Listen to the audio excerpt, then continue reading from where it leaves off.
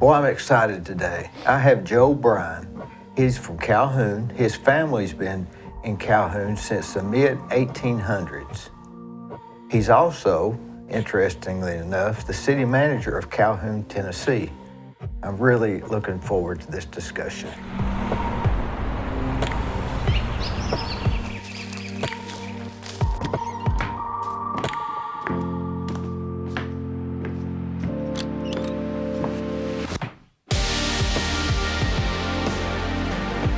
Yeah, I came by. Is TV working okay? Well, isn't that something? They've got that Roku down to a science, don't they? It's so, once you get used to it, it's really simple. And nearly, we couldn't figure it out. it's the same as, once you set it up, you're good. She can go to all kinds of stuff, but she seemed to like where she was at. Yeah, went over and picked her up this morning, took her up to work, and I hadn't seen her all week, but she loves it. It's really quiet. It is quiet, clean, real clean. Now, she works at the old Seventh-day Adventist place. Is that right? Well, yeah, it's Hiwassee Acres. Now, was it abandoned for a while? It was several years. It was up for sale. And it was the Seventh-day Adventist boys' home. Is that right? It's called Advent Home. Advent Home, yeah. A friend of mine did a lot of maintenance up there. I don't know if you ever met him, but so Hiwassee Acres. Who's the owner now? David and Kathy Jensen. They moved up here from Florida right about 2020. Just happened to see it online. And she was a nurse and he had another profession and he sold his business, and they drove up here and thought, well, let's do it. But what's its main purpose now? Well, she has a really big, nice corporate meeting center. It's beautiful inside. It's got lots of different meeting rooms, industrial kitchens. She does weddings. Bacher rents the whole complex out, all the lodges and everything. And Bacher doesn't put their people in the hotels or anywhere anymore when they come over. They put them up there. And she remodeled one of the I call them dorm rooms for the boys. And they turned it into what they call the lodge. And they put 3 bedroom, 2 bath complexes in it, 2 bedrooms, 2 baths, single bed, single baths, and totally redid the thing, really upscale. And so it's up on the rivers, and she's got kayaking and stuff, walking trails. So you can walk right down to the water. Yeah, she's got chairs down there. And so, their business seems to be good. A few years ago, I rode my bicycle back there and rode all the way up that long driveway up on the hill. It was hard. I used to ride my bike back there too, but it was concrete, I believe, if I remember correctly. Is it concrete or asphalt? I believe it's concrete. Asphalt. The road to getting there is asphalt. Yeah. But yeah, it's a pretty ride up the river getting up there, but.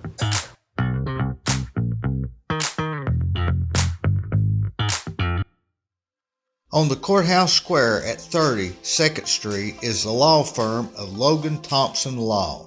Since 1965, they have served the legal needs for the good citizens of Cleveland, Bradley County. If you've got a problem, they're no problem. Give them a call.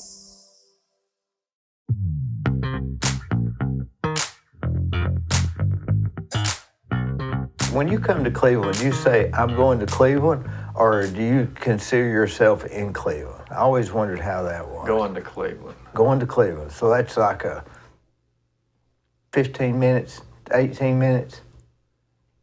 Yeah. But I can be north end of town in 10 minutes. But yeah. Yeah, we were having this discussion the other day about the fact that we're so close.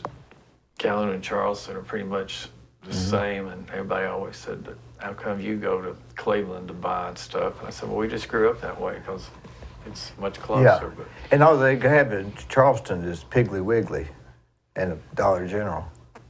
yeah. So there's not like you got a lot of things to choose from. But it's interesting that it's always Charleston / Calhoun, or Calhoun / Charleston. It's almost like Soddy depends. Daisy. Yeah, they used to call us the Twin Cities.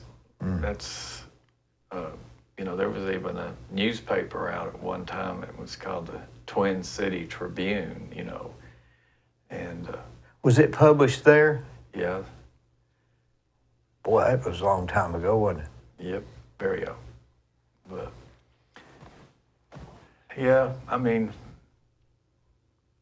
we're so close, and we get along very well, which is work together. And we found out, it's better that instead of each one of us doing something separately, let's put them together. And That's do kind of that. like what happened to Soddy Daisy. Soddy and Daisy used to be two places. Now it's Soddy Daisy. So now Calhoun is older than Charleston, wouldn't you say, as far as Oh yeah, the town? It's over 20 years older.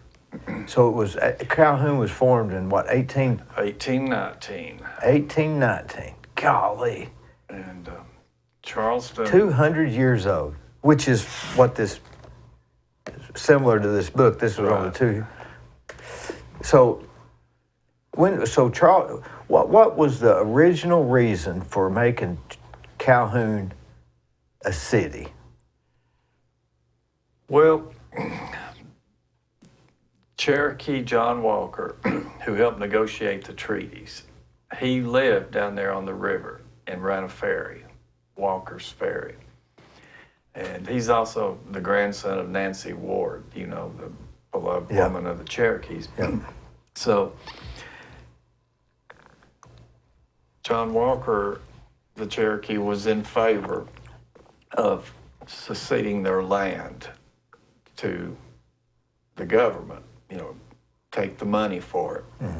So he was sort of a businessman, so, he saw that, he could benefit. So after the treaty in 1819, he took 2 reservations down on the river.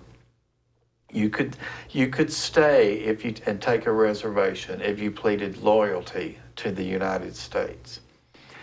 So he took 2 reservations. They joined, and on one he sold lots. Had the town laid out in lots. He sold lots, to actually build a brand new city, and it sold really quick, and it built up really quick because now you had the white settlers who were allowed now to come into that area and become landowners. So he established the town. Of course, that's the first one in the county. So to go through the procedures of becoming a town and a county, you have to have a county seat. So Calhoun was the only town. For McMinn? Right. Yeah. So Calhoun was the county seat for several years and had a log courthouse down in the old part of town and had the county jail and everything. So technically what's in Athens today was in Calhoun in 1819 as far as the government. So the city of Calhoun, those streets were established way back in 1819. In 1819, if you take the original engineered drawings of laying out that town in 1819, everyone's lot in Calhoun today that they buy or pay taxes on is still referenced to the original lot number. Golly. It hasn't changed. Are most of them, were most of the lots smaller or larger? They were small. Because that was typical then, I guess, right? Yes, and of course, they were trying to form a town and they needed businesses. And of course, once the town was formed, the post office, came immediately. Is it in the same spot? It's not now. It was down in the old part of town, what we call Main Street, which is, when I was growing up, that had a lot of businesses down there, but they're not there now.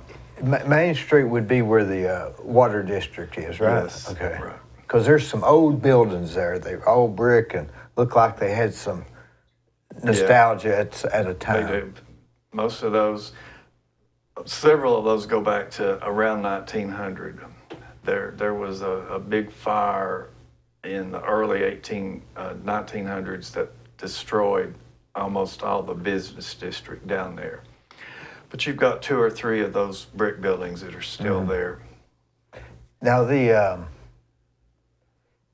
would you say the Methodist Church, they were big in trying to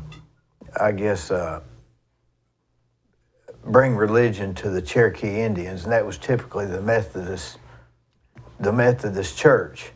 The Methodists and the Presbyterians were working almost side by side from the late 1700s into the early 1800s, and we had both the Presbyterians in Calhoun who had a preaching mission for the Cherokees, and then the Methodists were doing the same. And the Methodist Church has traced back that they actually had a building in Calhoun in 1815, which is even before the town was actually formed. But if you go into the old part of the cemetery where the church used to be, you have Cherokee John Ross's niece. She's buried there. Elizabeth, she died when she was about 2 or 3 years old. And then you have other connections to the Cherokee families right in that area, right near where the old church used to sit. Which is where the library is now, or right next to it. It's up on Church Street, straight up from there. There's a gazebo sitting there now where the church used to be. Oh. But yes, definitely the church, the Calhoun Methodist, is the oldest church in the Cleveland district in Athens and Bradley County, and very instrumental in the early history of the town. I've been reading the book. I guess this was about the 200-year anniversary of the Calhoun United Methodist Church. Boy, that is a lot of history. And when you go through here, the Bryans are everywhere. I mean, there's a Bryan on every page nearly. Well, we still, I'm one of the few generational families still left in the church, but Carmichaels were in there a lot too. Yes. Was that like Russ Carmichael's? His grandparents. Do you know Russ? Yes. He's about my age. Yeah, I've been his grandparents. I saw him at the doctor's office the other day. I hadn't seen him in 10 years, and all of a sudden I saw him last week, and you're here today, and we're talking about it. Isn't that weird how that happens? Because they're up the road sort of in Riceville, right? Yeah, Sanford area, right up in there. Sanford. I never heard it called Sanford area. Yeah, as soon as you get out of Calhoun, the next little community is called Sanford, right up there where the railroad crossing is. So that's Sanford, and on up is Riceville. Yeah. Sanford. I never heard that before in my life. Well, there was never a town there, just an area? No, there was a grocery store and some things right up on the side of the road, up in where that big, the next big dairy farm is up there, the Sherrill farm. There was a store there, and if you crossed over the railroad from there, you went over to the East Denali Creek area, right, where the old Getty's Mill building is still located. And technically that was the Sanford area too. It had a post office and they actually had a depot at one time. What makes these towns just die? I mean, because to have a grocery store and a post office, there has to be a certain amount of people there. Well, when I was a kid in Calhoun had 3 grocery stores and full service drugstore and a lot of businesses. But as far as Calhoun goes, one of the things is, our population has decreased. I mean, we still have the same number of houses in town we had, back in 1950, right after Bowater came. But your families don't have the kids like families used to. They'd have 6 and 8 and 11 kids. So, our population has decreased. They're with Calhoun and Bowater, we were sort of surrounded by them, so we didn't have areas to move out and grow because it was all mill property. Yeah. So we were just sort of deadlocked. I noticed in the book it was talking about the early churches. They had at one time they were going to expand because they had reached like 146 members, and the graves were getting to where they were literally abutting the buildings. They did. So, what would be the attendance at Calhoun United Methodist today? Today, currently, the attendance is probably an average of 50 to 55. But so it's a third of what it was back in. It's got a building that's 4 times larger with a third of the people there now. But I grew up in the old church until 63 when we moved. And of course, when Bowater came, it brought a lot of new families. That's when they said that 146 and they built the new subdivision, Watt Heights. And so that big growth spurt, the church didn't have any room to grow at all because literally the graves went right up to the side of the wall of the church. And so, and no Sunday school rooms, 2 or 3. And so, they made the move to go out. Now, the church past that for many years continued to grow. It went well over 200 and something members, but it's not just that church. It's sort of people don't grow up in it like they used to. Our church is the same, and especially after COVID, that sort of took a. We never got everybody back from COVID, but we still take on some new members. So things change people's habits real easily, don't they? And I'm the same way. I do something for a long time one way, and all of a sudden I get out of sync and I just don't even do it again. Yep. But Calhoun is really located as you come into, I guess, what they call Bowater Road. So that's bringing a lot of the people from Etowah and the Benton area, North Benton. And so that was really a big crossroads. I guess that's why he decided that. And it actually still is. It's very busy. I mean, our traffic count in and out during a day can get up to 29,000 vehicles, which is a lot of traffic. Is that coming one way, or how do they calculate that? They calculate it coming off of 163 from the interstate. They calculate it coming down 11 from Athens. They calculate it crossing the river into Calhoun, and they calculate it coming in on the Bowater Road from Etowah. So between those 4 hubs, there can be 29,000 vehicles moving through. So it'd be like 14,000 one way and 15,000 the other, or I don't. It's just anyway, the average. Well, that's a lot when you figure in I-75 just like maybe 80,000, which is more, I know, but you'd think it'd be a lot more. But. Yeah, it peaks and goes up at different times. We base a lot of stuff on like 19,000 vehicles that are moving through the town in a day. But if you go back and do some traffic, pull up the stats, you may find that at a point there was 29,000 vehicles, moving through there. Yeah. Of course, that just anybody working in Cleveland from Etowah, Athens mostly uses 11 or 163 to get to work. And so I'm thinking that there's going to be a lot more traffic coming because Walker is not just, we think of Walker as employing people from Cleveland, but they're coming all the way from Etowah and maybe even as far as Tellico and Riceville and Athens. It's going to get a lot busier.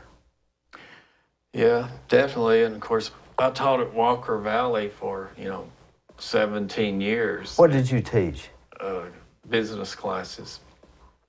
But I had students from Tellico, Etowah, Golly. Englewood. How did they get there? Athens. They carpooled in groups. Oh, that's interesting. But that'd be a long drive from Tellico. What would that be? It's a good, I guess 45 minutes minimum. Yeah. Well, at Bowater Road, they call it the Bowater 500. They really move through there, don't they? Yeah, you got to watch that road. It's a little dangerous. It is. But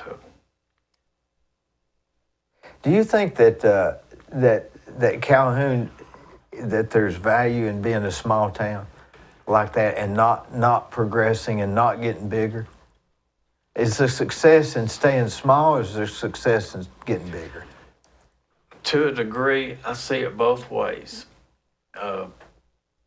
When I drive to Cleveland, right off, I'm in the middle of all that traffic and, finding all the highways. And then I think, well, it was so much easier in Calhoun just to drive over and to Charleston and get what I needed or whatever. But then there's so many things that you don't have. You don't have the tax base, you don't have the revenue, so there's a lot of things you'd like to do, but you can't do it. Such as what? I've always wondered what that thing is. Besides sewer, what do you need? Well, we have to pretty much maintain a volunteer fire department. Okay. And, when a truck is dead and gone, we have to figure out how to put a $150,000 truck back out there, which doesn't happen overnight. The county does help us because we're now rural. We work with the county as a district, so they pretty much help supply half of what we have, and then our firemen, volunteer, have to do the rest. City streets. There's some maintenance. At one time, look at the cost of asphalt and everything today. Lord. We could pave a street all the way at one time for $20,000, and today, I'm looking at $120,000 to do the same thing. So, we're working with the same money that we worked with many years ago, but we're looking at a cost that is so much more than it used to be. So, we have to do it in little spurts at a time. Does Calhoun, does it have a city council like we do? We do. So you're the city manager or mayor? I'm city manager. We have 5 commissioners, and one of those commissioners is mayor and one is vice mayor. Run pretty smoothly? Most of the time. Mm-hmm. It's it's getting difficult to find people who want to do that because there's no pay, and so you got to find people who really want to help the town and going to give of their time. But for the most part, we work good together.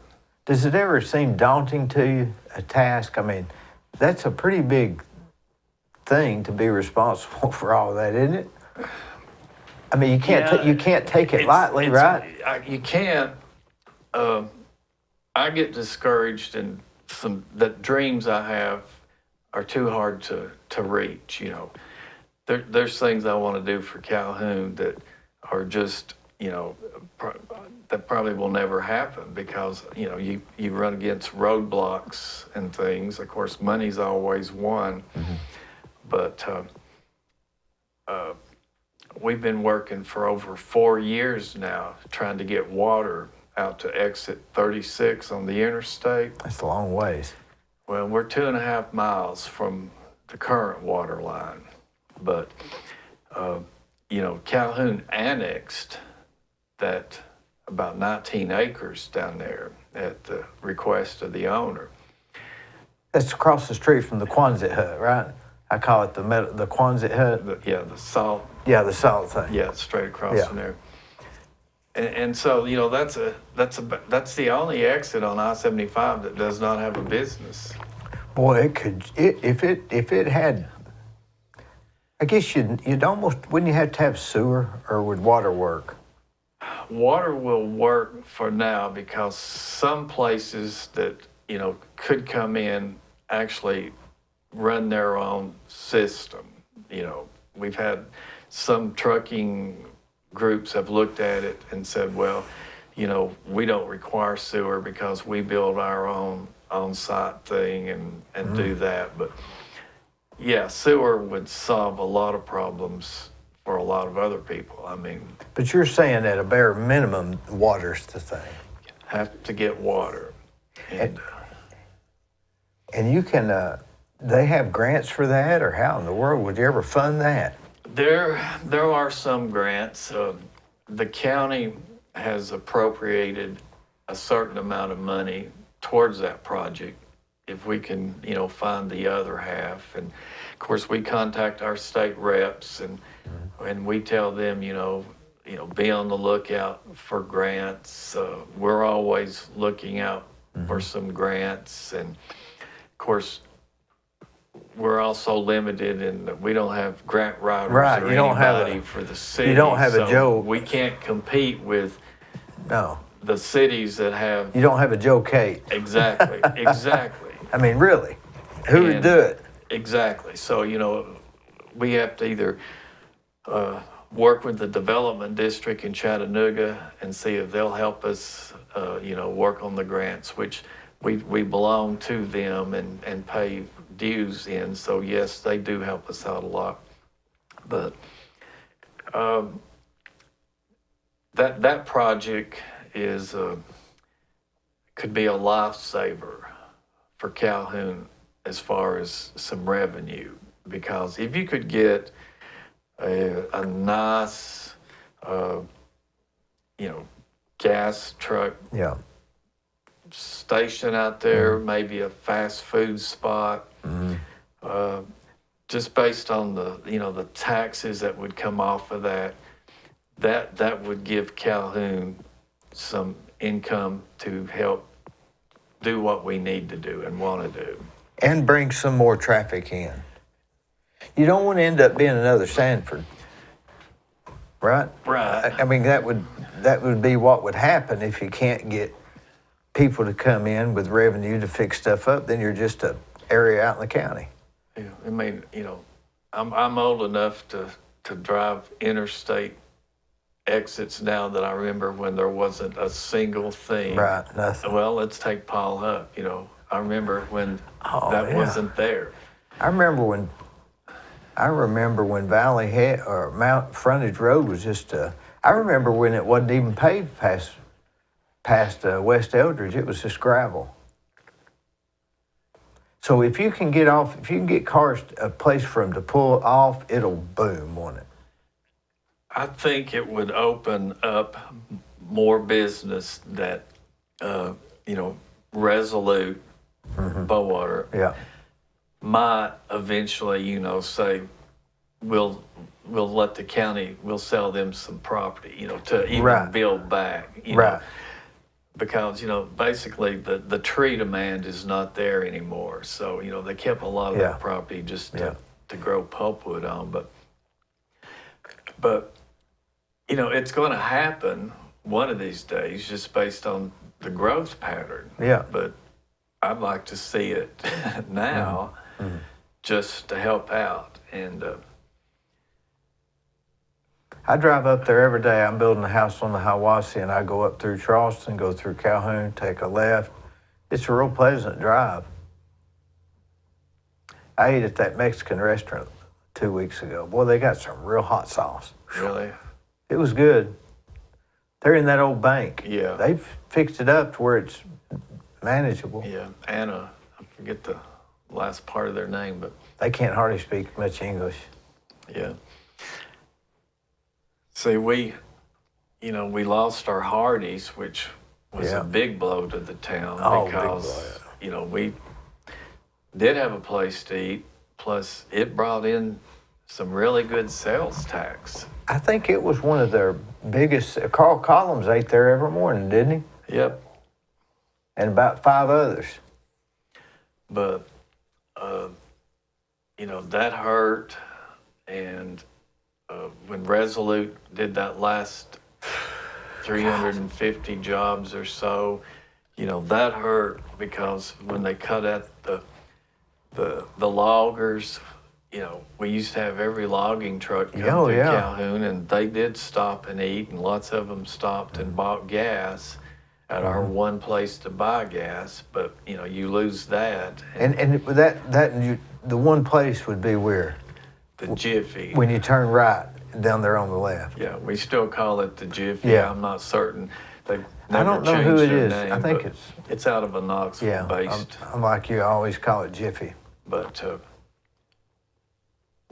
that hurt. Plus, we had some local residents actually lose their jobs, and they've had to move towards Walker or other places. But there's got to be an answer to that, and I don't know what it is. I guess it happens a lot of places, but you have to have people spending money. I agree. And like I said, our tax base based on what's within our little square mile is never going to be what you can survive on. Never. But, I looked at hopefully one of these days that, of course, your limit on what you could annex, we had to set up the plans too. Right. And I think that's coming up pretty soon that possibly you can look at your next 20 years, but you have a growth plan and you can only work in that growth plan. But I'd like to see, more houses, at least around the town, to put more people into the community. We have a fantastic elementary school, and I'm sure they'd love to have as many kids as they could. And, your local churches could benefit, but right now, population is. But there is sewer available. Only to Charleston. Isn't there some across the river in Calhoun? We don't have any sewer. So everything's on septic. Right. There was a talk about putting a line back when it was moving up to Charleston that maybe go across the river and get it over there and let it become a part of this system. But, that's one of those things when we talk about, small town, 500 people, can you afford? Yeah, $5 million sewer at the line. initial, and then I know there's tremendous upkeep of those things constantly. I see it through the other towns in the county. So, do you feel a sense of not urgency, but like your relatives been there the whole life, and here you're the one here at the helm now? Well, I like the town. My wife will tell you, she says you'll never move out of Calhoun, which I don't, probably won't. But I do want to see as many improvements as could be made, and we're the only town in McMinn County on the Hiwassee River. That's got to be worth something, doesn't it? And, Calhoun does all we can to promote the river. We started the Rivertown Festival in 2016, which now we've expanded that to multiple days, multiple events on the river just to inform the public of who's been to the Hiwassee and seen it in its natural, state going up, and the opportunities it has. And so, we work with McMinn County. McMinn County is beginning to try to develop a really good marketing tourism package. And so we would be a part of that as the draw. What's the draw in McMinn County? Well, it's the Hiwassee River is one thing. Get your people in to canoe, kayak, fish, swim, whatever, and get them in, and they'll stay multiple days doing multiple things, which, there comes your taxes off the hotels, motels, and, that tourism tax is a big thing. And people don't mind paying that one time. And the Resolute, how many do they employ now? Do you know? I'm going to say they're under 150, maybe Golly. even lower. They're doing some hauling a bunch of stuff off. They've been putting it out in the parking lot and hauling a bunch of metal off. I don't know a lot of what's going on. I know that they're basically gutting the old facilities and removing all the old paper machines and everything to just leave it in an empty stage and something else can come in. Do they treat their own water, their own sewer? They do. They have their own. I wonder if you could connect it without them knowing it. I doubt that would happen, but no, they get water from the Calhoun-Charleston utilities. They did tie onto that many years ago just to have a constant source of.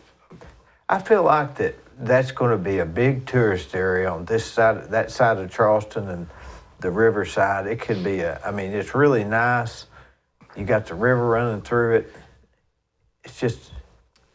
Yeah, and how far do we want to go? I say I want to develop, and I want people to come enjoy it, but you need a big person that comes in and says, I can afford to do some of this. Like a Dollywood or something. Things happen. Stranger things have happened. Yeah, I agree, but do you see the people in Calhoun? Do you think they're the same type of people that were there in '63? No, I don't. In just two respects. That group is now very elderly, and a lot of those, that makes up a lot of our population. We have a huge elderly population. At some point, even up to the late 80s and the next 10 years past that, you could get people to really jump in and want to help volunteer and community projects and PTA do things. and stuff like that. And Scouts. Yeah, and there's, I think everywhere all that suffers today because you can't get people who want to give of that time. Our church had one of the largest scout groups anywhere in the district, almost between Knoxville and Chattanooga. I saw that. That was. And it's still there, but it doesn't run the way it used to, just because it's hard to find people who want to give that much time. And it's the same way with the community. A lot of people today just aren't, it's not a thing for them to give back, I guess. I wonder if people don't have time, or I've got a theory, and it may be wrong, that they don't have time, but I think maybe people are not organized as they used to be. They just, you can run out of time just being unorganized. Well, a lot's changed, with the family unit. Look at the family units back to when we were, were growing up. The family as we knew it is not the same. It's not the same as it used to be. And, I think a lot of that comes from, came from your grandparents, came from my grandparents, just the way we are, and there was a lot of people like that. But and why were they like that? You ever wondered that? they were just good old people. They were just working, trying to survive, maybe? Yep. Had to take care of, maybe they had to take care of themselves, and when somebody needed help, they had empathy for them, and they helped them because in the back of their mind, they, we may need some help. I mean, I remember growing up, on Wednesday nights going to church, you were taking somebody's supper that was sick. Yep. Now, how many times have we done that in the last 20 years? It's all different, and I'm not going to say it hasn't disappeared. My church, as small as it is, does some ministries that are unbelievable. They run that food pantry, which it serves anybody in the Charleston, Calhoun, Riceville zip code, and there are points where they were feeding 80 families. You mean like like they had the pantry open like one day a week or something? Yeah, and so people in the church brought food there. It started that way, and then we got then the community started helping, and your scout groups started helping, and your school groups would do donations, but it still the need kept getting bigger and bigger. So eventually we have phased into the Chattanooga Food Bank also, which supplies, brings food up on distribution days, but the food pantry is still a big community thing, and I will say there are several churches in Calhoun and Charleston that help with that. You have residents in Charleston who come over to Calhoun and work on the distribution days, so it's become it's a focal point, and everybody comes together for one good cause on that day. Boy, if you didn't have that, what in the world would people do? Trying to find someplace else, but Chattanooga Food Bank, where do they get all their food? I'm not sure. I bet they do that for a lot of people. That'd be a massive undertaking, wouldn't it? When you go that route, at that point you have to be accountable. Our food bank used to be pantry was you drive up there, and if you need food, we hand it to you. But then when you get into, having to use the Chattanooga Food Bank, then it becomes more on, they're still going to get it, but how many people you get into family members, how many's in the household, income, things like that. So, you have to start maintaining records, and they do a really good group up there, and I guess it's been there 20 years, and it's still and like I said, it got a lot of other churches in our area coming, sending people over to work because we couldn't do it all anymore, as small as we were getting. But I wonder if back in years ago they used to have barn raisings where everybody would get together and help somebody build their barn back or something. You couldn't get 10 people to do that nowadays, could you? No, I don't think so. It's terrible, isn't it? Well, it is, but there's still a lot of good people out there, and I guess maybe you may know it's if you're involved in a smaller community and you just know a group. Yeah. You get into mega places, and who do you actually know? And so, but there's still a lot of really good people out there willing to help and do what they can, but it's just supplying the need. The United Methodist Church in Calhoun, how many members there did you say you were one of 5 that your families have been there for?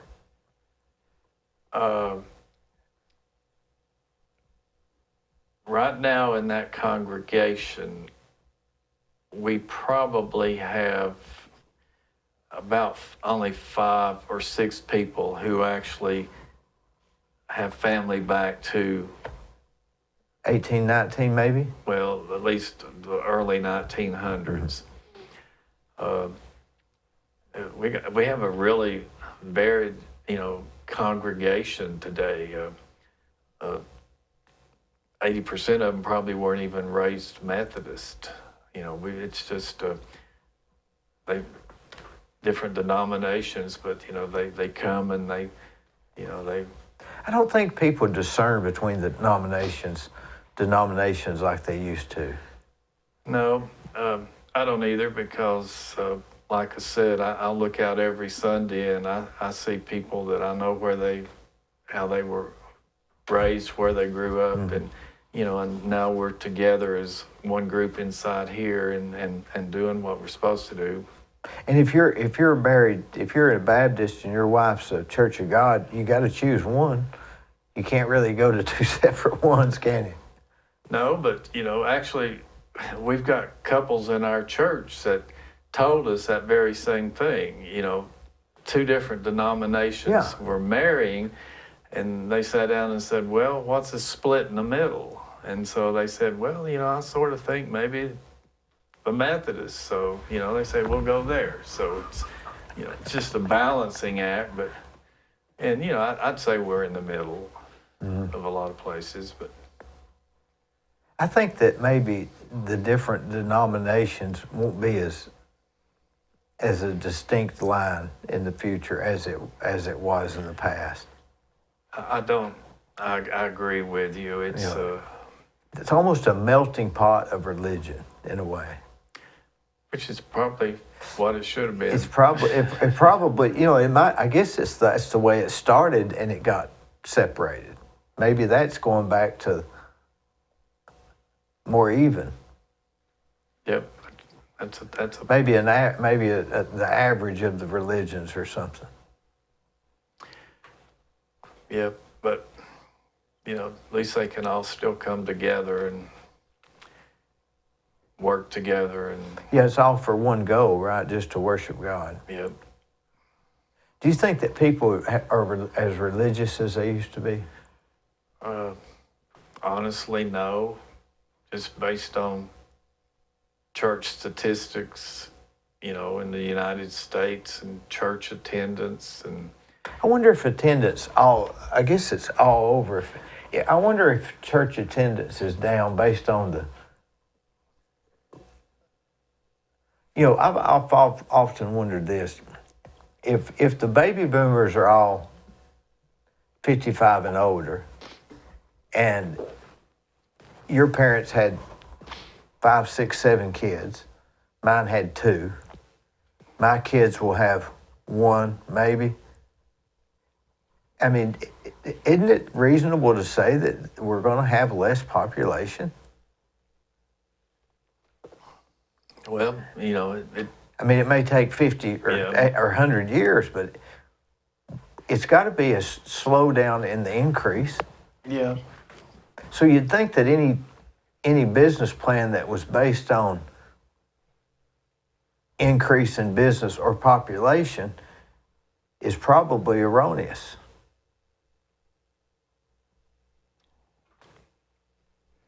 Well, I don't know that exactly, but the population, I mean, at least for a time period, is still growing. Based on that may be just the residual. Because if people are going to have less kids, there's not going to be more in the future. Right. Did you graduate? What was how many graduated in your high school class? About 22. Who was in there? Did you say Steve Williams was in your class? No, he had attended school at Calhoun for several years through elementary. You're talking about the chiropractor. Yes. What about Mark, his brother? All of them were in Calhoun at one point until they moved from Calhoun. But so they were all like grammar school? Yes, but I still remember them. Were they good athletes then? Yes, and Steve, if you pull out some of those old pictures there in that Yeah, book, I saw him. Steve's pictured in some of those old church pictures. But he was my chiropractor for a long time. Now I go to his brother Mark. I think Steve retired. Where'd you go to college? I got my BS from Tennessee Wesleyan and my master's many years later from Lee. Was college an important part of your family? Was it insistent you go to college? Probably very few of my family had been to college. And I think that was what was important to my parents is, you need to go to college. And I don't think my dad ever made it an option, even though, he just wanted us to go and get good jobs and careers and did all he could to support us to get us there. Was college expensive then, or was there loans that you could get then, or how was that?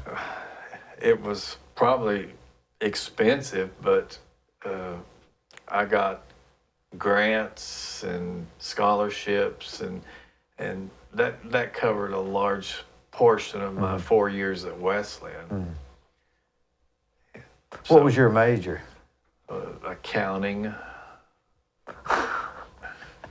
Where did you go to work directly out of that teaching school? No, I'm 27 years I was in the accounting department at Bowater. Oh.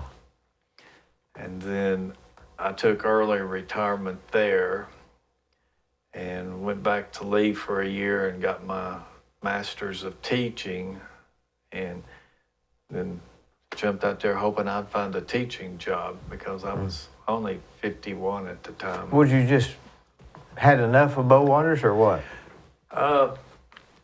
Bowater was already going into that downsizing, and it every few years, you saw that numbers were going to get lower, and they would offer a package occasionally. If you take the package and decide to leave, it was like technically retiring.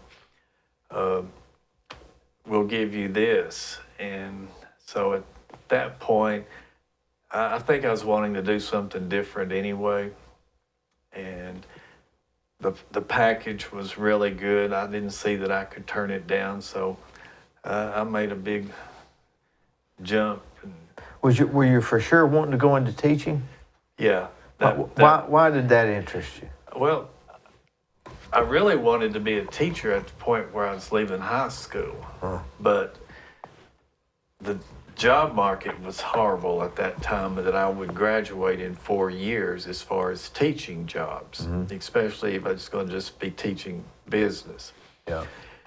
So I moved into the business field thinking, well, that's at least related to what I enjoyed my business classes in high school. So, but I had worked with the youth group at church since I was in my 20s. And so I always liked, working with the kids. And so my wife was the big encourager.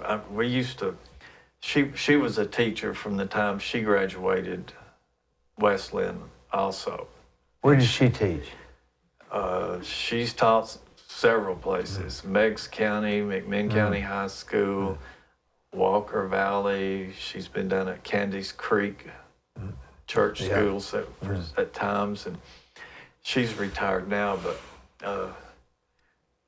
I remember after we got married, we'd lay in bed at night and talk, and she'd be telling me the stories about, I had a student today, he told me this, and this is what's going on, and just drew me in, and and the only thing I could say to her was, well, all I do is try to balance a general ledger.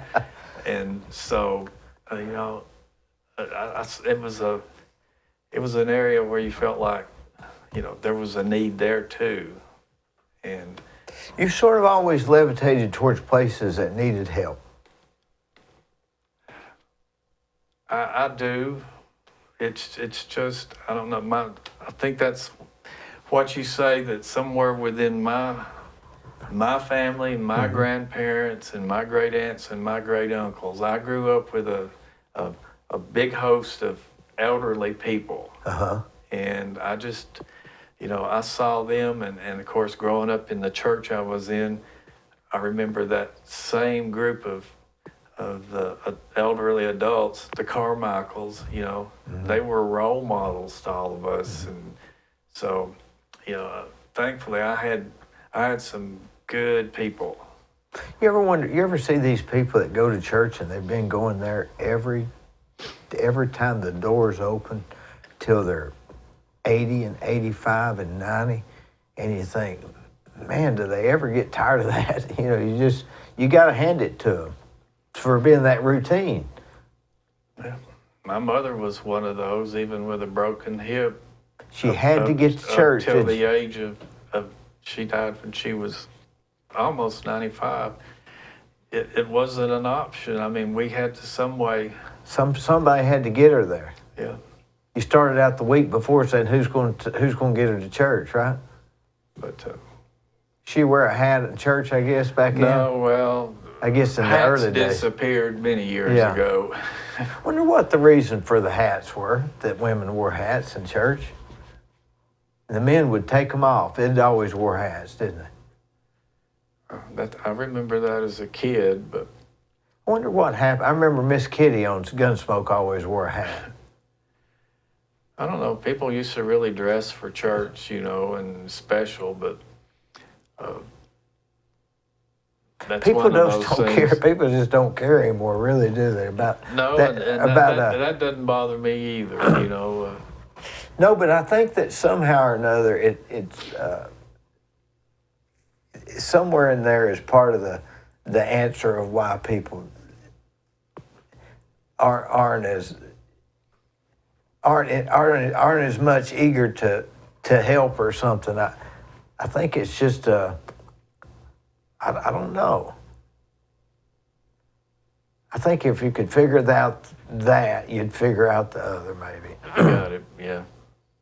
They used to dress up to go get on a plane, and to go eat dinner. On some of these old TV shows, they'd put on their coat to come down to eat. Yeah. Well, I don't know. That's that family life period that it wasn't that important what you were wearing, But what do these other towns do to keep communities booming without a whole lot of? There's got to be an answer to that. Well, if you look at McMinn County, there are 4 towns besides Athens, all incorporated. You got Nyota, Inglewood, and Etowah, and Calhoun. And, we're all pretty much in the same boat. Nyota especially. I'd say Inglewood and Etowah have. Nyota has a higher population than we do, but they've done some annexation, and they've got some new subdivisions that are going to go in on the north end of Nyota. I mean, hundreds of houses. That's probably because it's getting closer to the Sweetwater area, right? I guess. That's the north end of McMinn County is the highest growth area in McMinn County, and Inglewood, per capita of the number of people they have, about 3,000, I think. What they have to do is probably as hard for them with what they have to maintain a town for 3,000 as it is for us to maintain a town of 500 with what we have. I think, nobody around here is, in the small town area, is there's not a lot happening. And that's probably everywhere. Inglewood still have the Tom Thumb restaurant, the drive-in. I don't believe so. So I noticed. I was in Well, I'll tell you what I did last week. I had to go to Sweetwater, and I got off at the exit, and I was going to look for a building supply place. And anyway, I took a right, went past the Ace Hardware, took a left, ended up in downtown Sweetwater. It was on Wednesday. And I mean to tell you, that was as busy a place as I've been. And I thought, what in the world is going on? And there wasn't anything, there's a lot of people there. And they were all moving and shaking and going and driving. And wonder why that is. Well, I don't know. Some way they've captured that small town charm with all the old buildings, and they have several really good little neat restaurants. Oh yeah, and shops. I got a coffee there for $4. It was or $5. They have, antique stores. It's clean, and all the signs were even looked neat. And they've obviously been doing something right, because I've noticed the same thing. Have you noticed the traffic? Yeah. It's unbelievable. But,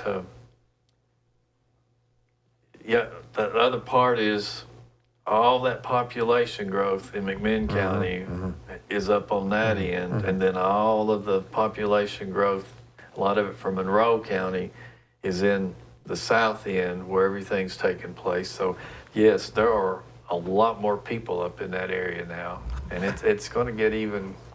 I think maybe sewer is the driving thing. Now that we've talked here a few minutes, I just believe that sewer. I believe if you take sewer, they'll come. Like on that Field of Dreams movie. Did you ever see the Field of Dreams? Yeah. So I think if you run sewer, they'll come. Well, and there's other things they're looking at too. They've got to have a good fire department and everything else, and the services and sanitation. But we can offer so much of that. But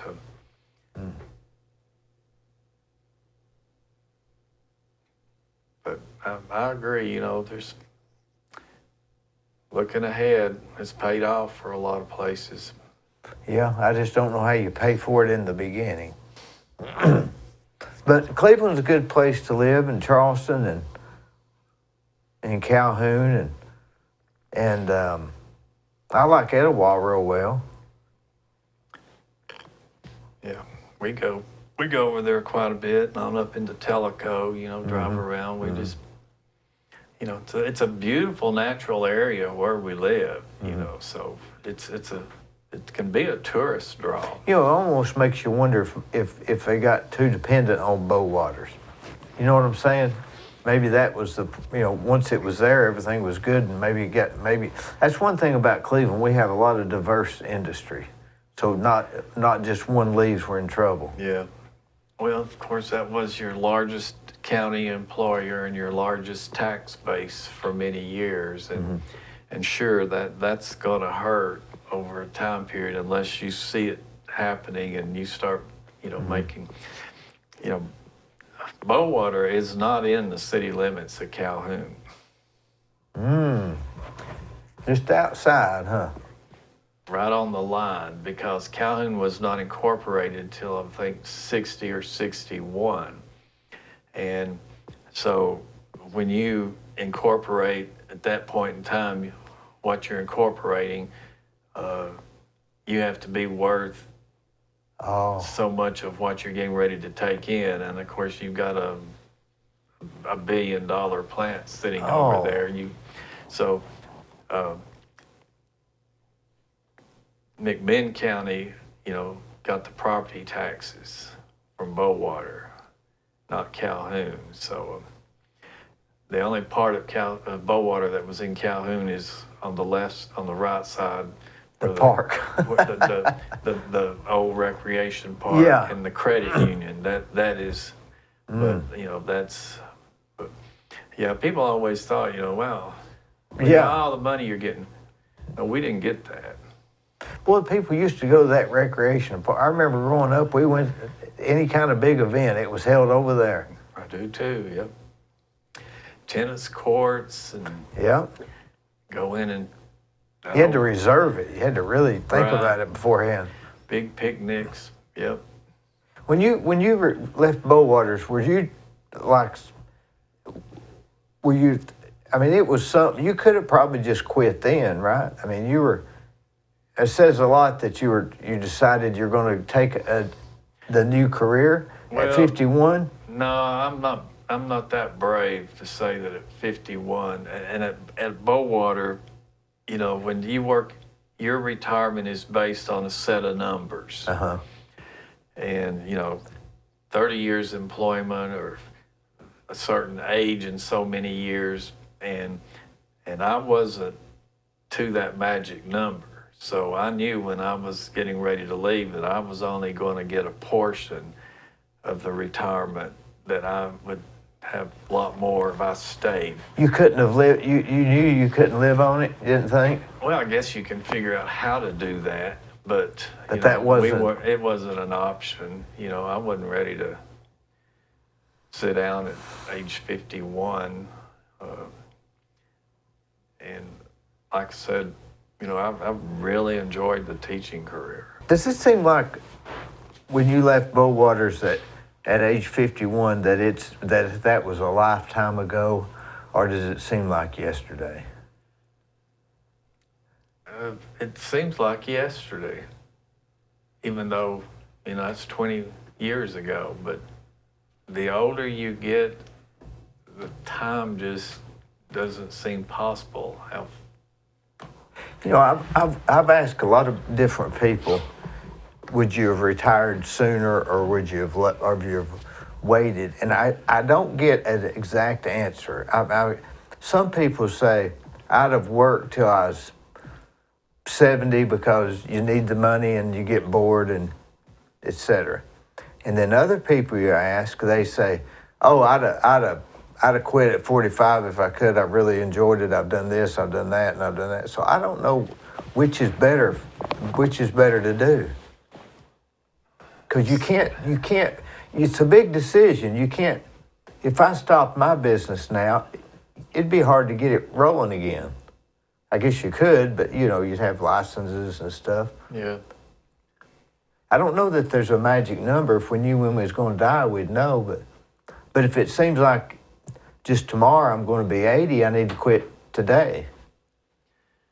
But if it seems like a long time till I'm from 80 to my age now, then if it seems like just yesterday, if it seems like a long time, then I need to keep working another 5 years. What's your thoughts? I think it's the individual, but I'm also, you know, I've watched a lot of people retire, you know, like what I consider probably early. Uh-huh. And I see their activity and physical stuff dissipate. I see health issues. You know, it's just, my wife and I are firm believers that even though we're retired, we're going to be as active outside doing everything we can, you know, not just sitting on the couch. You know, that's. Do you think it matters if it's just being active or if it's working? Because there is a difference. You know, because you can be active with. You got to have something you enjoy, really enjoy. I mean, you know, gardening is not work to me, but you know, it's hard and it's tough. It's active. But it's very active, and it gets you out. And I think that there's something in a person that keeps their health up if they're doing something that has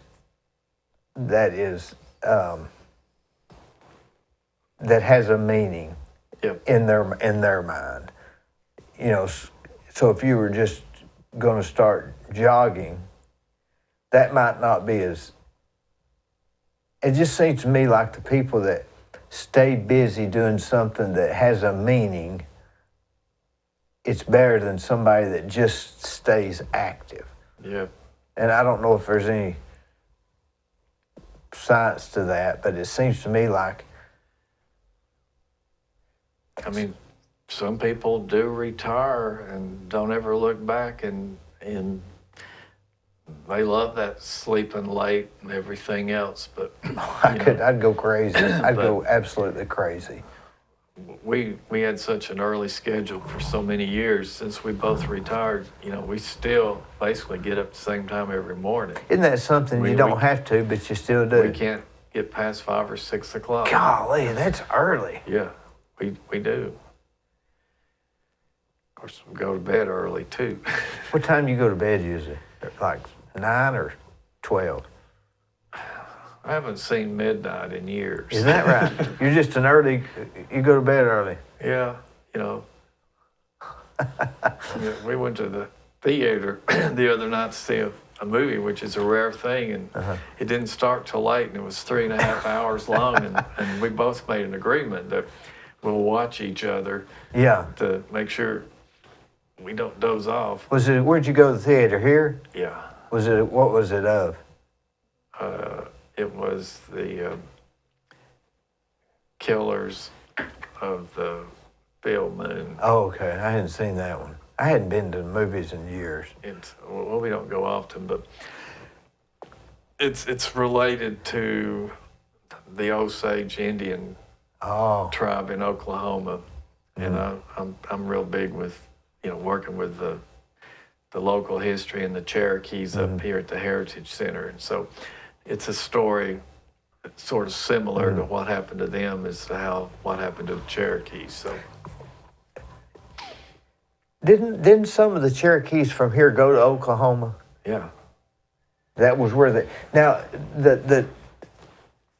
where do you think they got on the ferry to go across the river? There's a sign out there on Upper River Road that says, what is that sign? It says, it's on Upper River Road. There's a sign that says this is the approximate location of where they took them across the river. You're talking about the Hiwassee? Yeah. Well, there were some multiple ferries up that river, but the Cherokees crossed that river somewhere between, let's say, the highway bridge on 11 and the Charleston boat dock. You had 2 ferries in that area. One was the main John Walker ferry. Well, that's not that. That's what, a mile between the two, maybe? It's not a mile. So you're saying from the boat ramp to the bridge that I go across to go to Calhoun, somewhere between there and there was where they crossed on multiple ferries. Yeah. Yeah, that's documented. I mean, we know the John Walker ferry was right by the side of where the railroad bridge is. The Lewis Ross ferry was just a little bit, maybe split the difference between the railroad bridge and the Hiwassee River Bridge, which would take you straight over into Charleston at the approximate location of where the agency was. So, the Cherokee, even the ones from North Carolina who had to move all the way from there back to Charleston, which it was Fort Cass. Yeah, Fort Cass. That's what that sign says. Yeah, Fort Cass encompasses, maybe 20 square miles from Charleston, going out both directions and going south. It was the headquarters and everything was in the old part of Charleston, but it was different camps. Could you imagine being in that era, and they say, "Hey, we're going to give you your chief here sold your property, right? If I understand it right." They made treaties. They had to bring all the chiefs together, and there had to be an agreement. But we had all the people come together, and we decided that you're going to sell your land. We're going to send this guy out to appraise your property and your belongings, and we're going to give it to you, and we're going to move you to the promised land in Oklahoma. And they bring them down to Fort Cass, and while they're waiting on the ferry, and I may have this wrong, but didn't they sell them a bunch of supplies while they're there and use up all their money?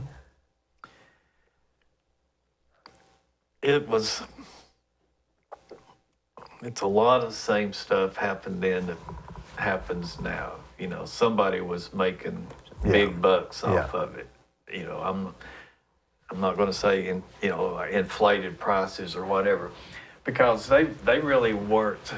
They were given very little for their land. I mean, they only took what they could put on their back, at removal time, because a lot of that was, on the north side of the river.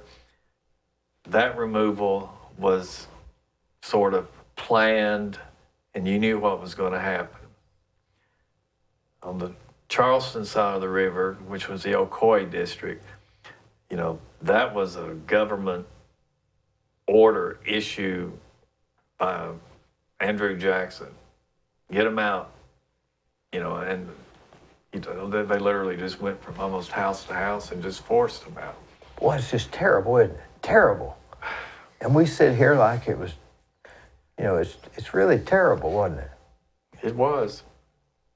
And did some decide just not to go? And how did they get out of that? Marry a American? Well, if you, of course, everything through the Cherokee goes through the female, so the land ownership and everything. So, long before that, you had white settlers in the area, but they had married Cherokee women, which that gave them the right to stay. And then, of course, they started doing families. Which is probably how a lot of us got here. On the north side,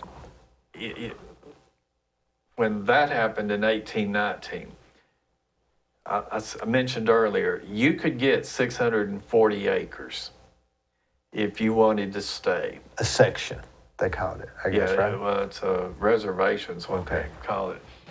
And so you could get 640 acres to stay, but, you literally pledged your allegiance to the United States. You're no longer going to affiliate with the Cherokee Nation, because that's not the Cherokee Nation anymore. 1819, Calhoun was the United States. You had to have passports, right, to get across, or visa. Had to get a passport. Yeah. They called it a passport then through the Cherokee Indian Agency for a white man to travel into the Cherokee Nation.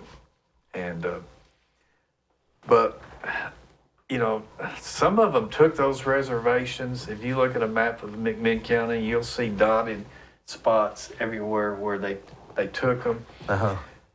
But then after the Indian Removal Acts in the 1830s, and then the forced removal on the Trail of Tears in 1838, those people literally were not going to stay, because look what's happened. Everybody else in our nation has had their land stolen and been forced out. And I think we still, at that point, we were still taking, the white settler came in and took over the homesteads the Cherokees had already had for 20 years. Had to. And, they had already built massive orchards with hundreds of trees, and so they were productive. And they were like the Bryans in Calhoun. They had a large generations there. But I think literally they didn't want to stay on those sites after what took place with the forced removal, because it's like, even though we said we were going to stay over here and pledge allegiance to the United States, how can you look at all of your other nations and a lot of families did leave after 1838 and moved on back to Oklahoma and gave up what they had just because they wanted to go back and be a part of their heritage. Of their heritage. Instead of staying here and trying to conform to Wonder what the Indians thought was so bad about our way of life. I mean, what was their religious before the, you know? Well, they've always, and I don't know this that well, they always talk about, the Great Spirit, they worshiped, nature, land and water, but yet they did have it, tied into like a divine being too. But I read a thing about one of those Cherokee Indians where they worshiped the Great Spirit. And it didn't sound a whole lot different than me believing in God and what I worship. It's just maybe some verbs in there, but other than that, they didn't see it. They didn't. I mean, we call ours a spirit. Yeah. What's the difference? Yeah, I think it's a very close connection, and I think that's the reason that it was very easy for the missionaries to come in and that the Cherokees would accept. You're probably right. It was real similar type of a religion, of a one God or one spirit, I guess. Yeah. Now, you ever wonder? I've heard different documentaries on where the Cherokee came from. Were the Utes here first, and they didn't they run the Utes out? Is that what I'm calling it, right? The Utes. I don't know. I can 1,500 years earlier, you had the Mississippian Indians. That's what was in this area, and so I'm not exactly sure, where the Cherokees. What happened, or if they just intermingled. You ever heard the story of the moon-eyed people? That. You ever heard that theory? How about this? Do you know when the train that wrecked going across from Charleston to Calhoun, that the bridge that collapsed and the train that wrecked? About what year was that? Was that when the one connected with the Civil War and the soldiers that were killed? Maybe so, yeah. It was like a massive. Yeah, quite a few soldiers were killed on that, and when that. So that would have been It's going to be in 1870 or something. Yeah, maybe a little earlier. So now, as the story goes, there was a doctor that had a. As the story goes, there was a doctor that had a practice there in Charleston, and one of the soldiers that had disappeared during the wreck, that they found his skeleton in the walls of his doctor's office years later. Have you heard that? I've heard that story in a little different respect, and it's actually in a book. Probably it's in one of the series, 13 Ghosts of Tennessee.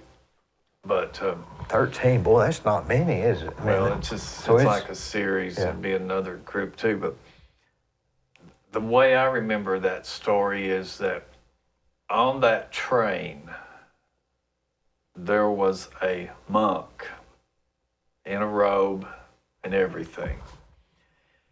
The train wrecked, and of course, in all the confusion, people were taking care of the soldiers and everybody else.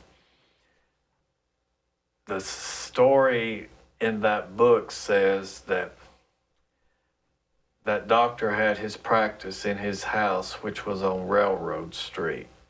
And years later, and that doctor had always wanted a skeleton in his office. Which was typical during that. Yeah. So the story goes that years later, when they were tearing that house down, they tore into the walls, and when they tore one wall out, and that doctor did end up with a skeleton at a point not long after that train wreck. Well, I think the book story says that when they tore the house down, between the walls in the house, they found a monk's robe and a set of rosary beads hanging between, which speculated that he took the monk's body, who had probably died, and, you know.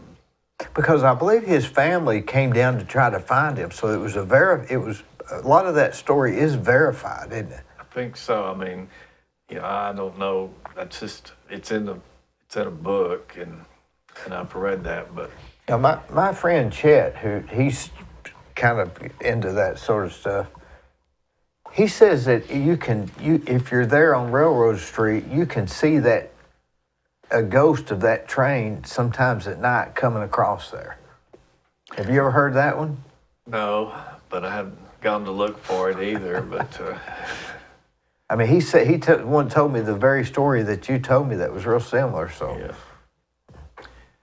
Well, I know that story's got, you know, some way that's generational going back to even have that come back up, and it's actually been put into a book. Can you imagine? See, the United Methodist Church, the Calhoun United Methodist Church, would have been helping in that train wreck at that time, because it wouldn't have been. What was that? What was the state of that bridge? Well, I guess it was just a ferry, wasn't it? The railroad bridge, or the bridge that's there now. It was. What's the history of it? What was it? Was it just a? When the Indians were removed, was it just a ferry that run the bridge? It was just a ferry. In 1838, that was just a ferry. There were the railroad bridge and everything didn't come for 20 or 30 years later, even getting started, even though it was in the planning stages. The railroad bridge, but not a pedestrian. But in the Civil War, the railroad bridge was there. But not a walking or driving across the bridge. No. That came when? Well, the railroad bridge, one of the first railroad bridges built there, actually was a double-decker.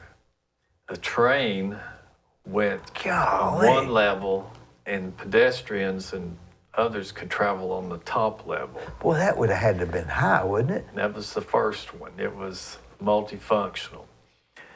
But that bridge was, torn down and destroyed several times in the Civil War, and then a lot of times they would just quickly rebuild it as a pontoon bridge just so that soldiers could move, from one side to the other. But boy, if you could have a time warp on that area right there at Calhoun and Charleston, you'd see the Cherokee removal, starting a town, the train wreck, bringing the train in, the double-decker bridge. And the first highway bridge across the Hiwassee, which was between the railroad bridge and the Charleston boat dock, do you remember it? I don't think so. Came off of Main and Church Street in Calhoun and went right into Charleston, right up above the boat dock.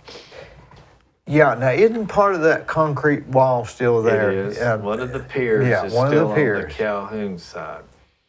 When that bridge was built, that was a swing bridge, because at that point, people were looking ahead saying there's going to be a lot of river traffic coming up in development, and we have to have a bridge that boats can go under. Of course, that bridge probably wasn't as high as I remember it, but probably the boats probably weren't that high. But that bridge only opened one time.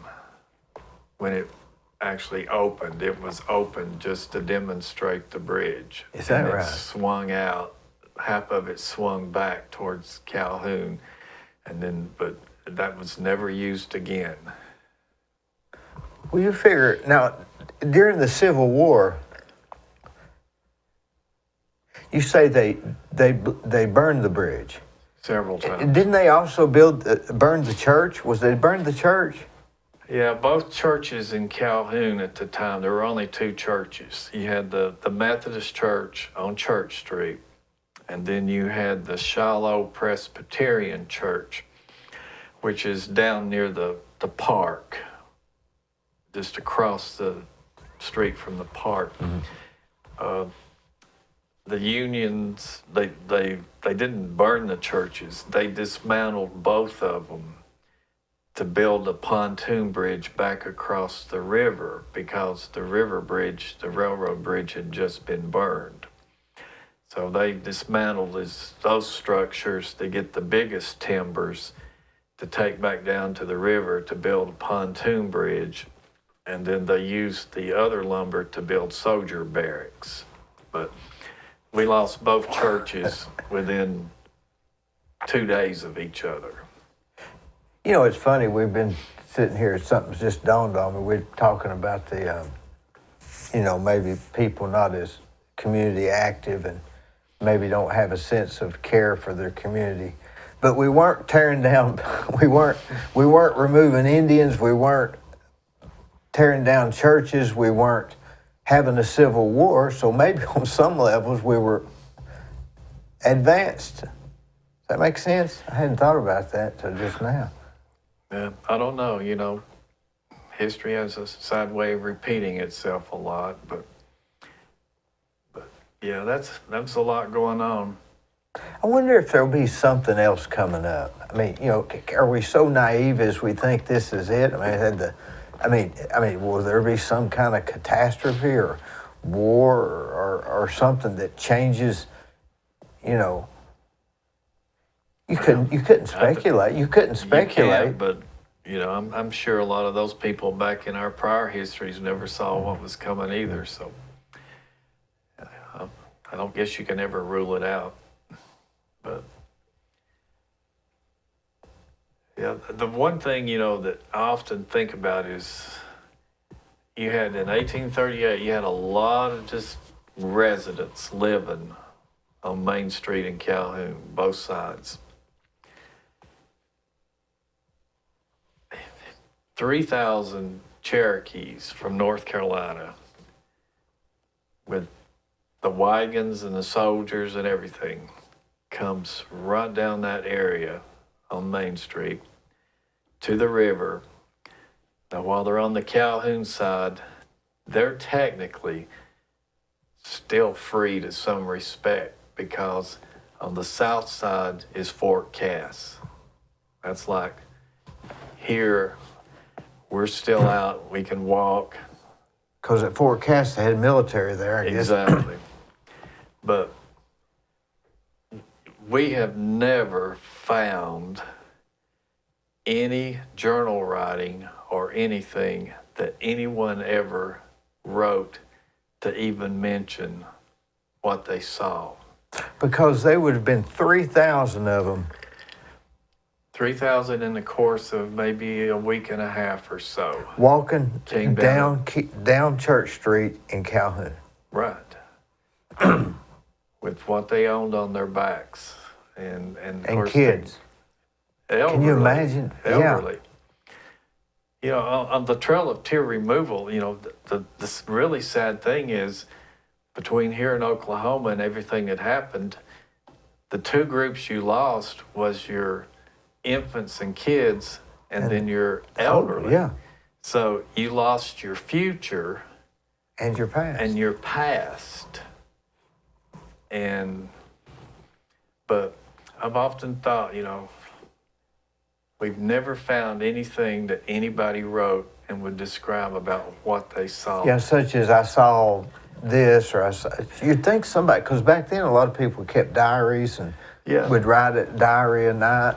And we've even found, some old church, not our church, but some other church records from some churches right outside of Calhoun that are very detailed week by week, all the way from like 1824 up to the current day. And who wrote a lot of that? It was done, those are the records of the Hiwassee Baptist Church. So it wasn't, so the reason nobody wrote it because people couldn't read or write that's... No, they could read and write. So that wasn't the case. This is kept by, I guess what they called, I forget what they actually called him, but he's like the recorder. Recorder, yeah. And so he's detailing everything that takes place on a service at church. But it's every single week something is happening, but. Oh, yeah. So he'd be like saying, and this week we had the funeral of so and so. Yes. But they never mentioned, and I saw 3,000. Right. In the exact time period of all that, even though that those church members were going down to Calhoun to buy what they needed, there was never any mention of that, even in the records. And even during the Civil War, as long as that took place down here, there's only one Sunday that the record says no church today because of war. That's the only mention of anything there. But I wonder why that is. My church records are gone. We don't have any clue what happened to our records from, say, 1820 up through 1920.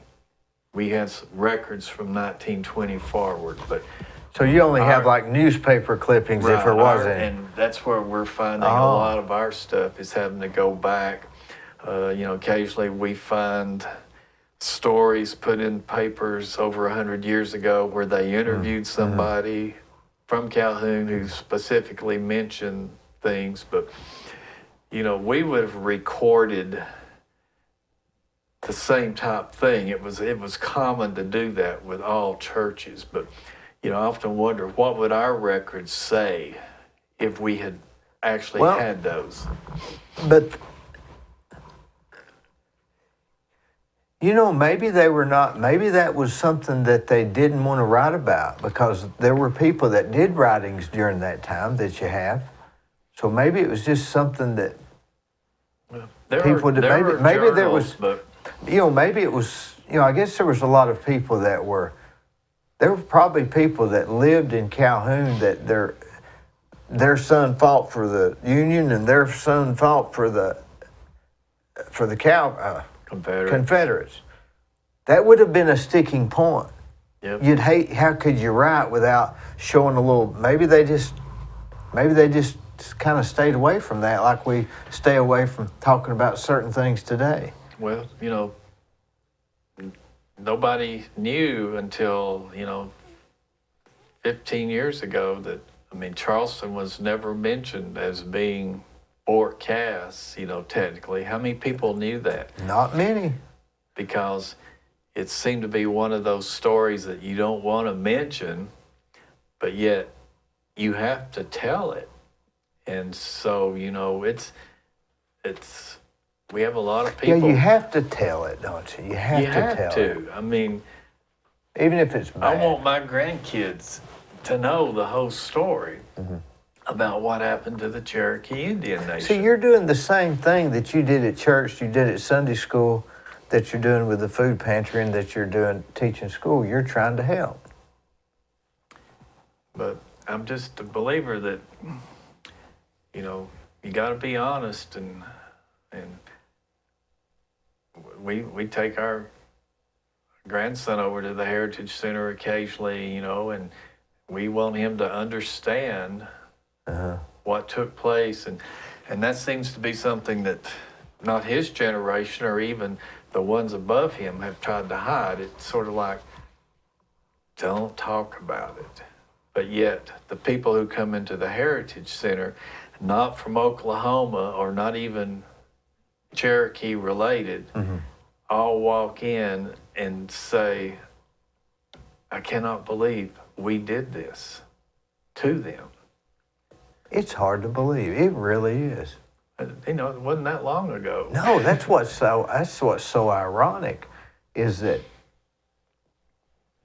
in the grand scheme of things, it was just a little while ago, and we've already almost just made it disappear. But had they stayed, would you still have the Cherokee Nation around here? You wouldn't, because 200 years of intermarriage something would have happened anyhow, right? Is going to eventually. Yeah. That it's just going to be. There's going to be a blend. And if me and you did a DNA test or a Me-23 or whatever, we're probably 20% Cherokee somehow. I don't know what the percentage would be, but Well, no one around here gets any high percentage at all because there's not enough Cherokee database in those DNA. oh, so you're saying it's not that we're not, it's just that they don't do that. how would they get Cherokee DNA to, how would they, well, that would be sort of crazy telling me I got these percentages, but yet they don't have a data for that Well, for that it group. changes all the time. You know, what you first got years ago when you got your first reading can be totally different now because the database builds. But the Native Americans do not do their DNA.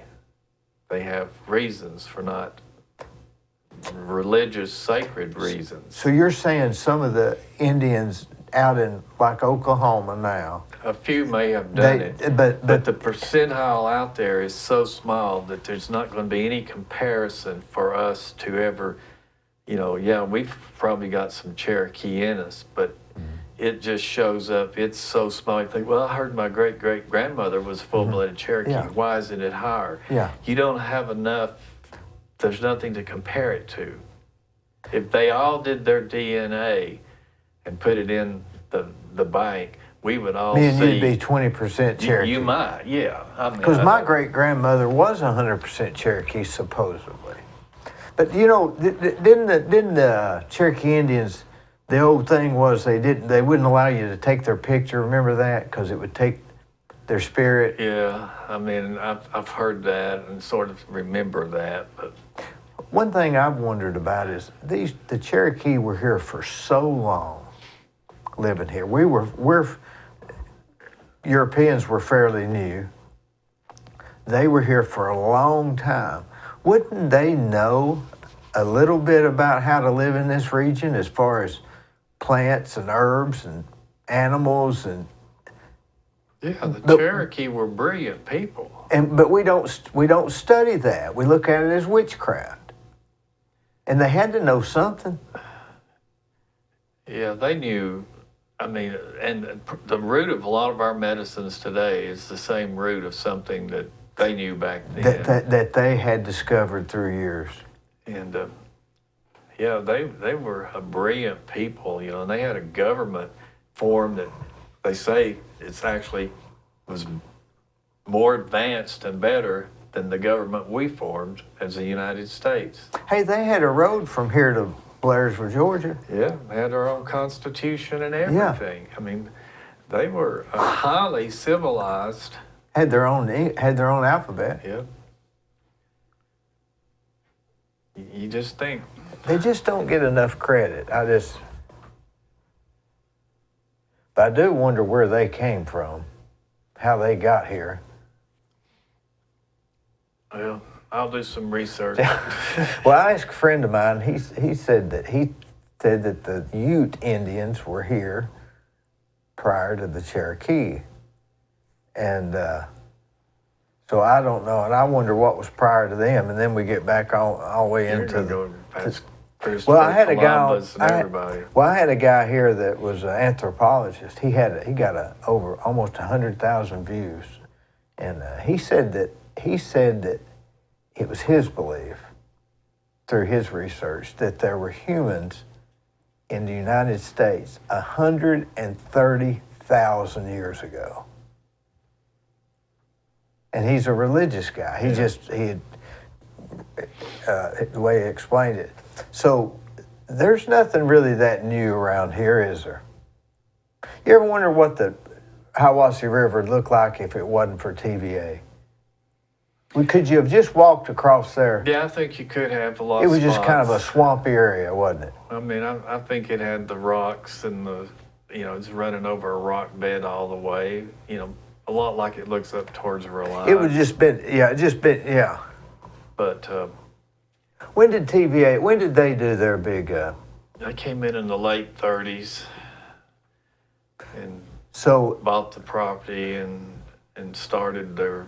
So when we talk about the Union made some boats to go across the water, it may have just been 80 feet or 100 feet. Yeah. It wasn't like we're thinking now. Yeah. I guess. I don't think I think the river definitely looks different, but yet if you go up the river in a boat and you watch the bluffs, when you run up to the rock bluffs and things, and then you look on the other side, you realize that, well, basically this was about as wide as this river was because of the bluff. It's contained on both sides. So I hadn't thought about that. But obviously it wasn't that deep, and we've got pictures of the river frozen where horse and buggies are driving across it between Calhoun and Charleston. Boy, that would have to have been cold, wouldn't it? It would have, but I mean, I haven't seen that. Have you? I've never seen any ice in the river, but that'd go against climate change. One time it did change. It did freeze. Boy, that's something. Cause that had to been that thick. Yep. Horse and buggy. Yep.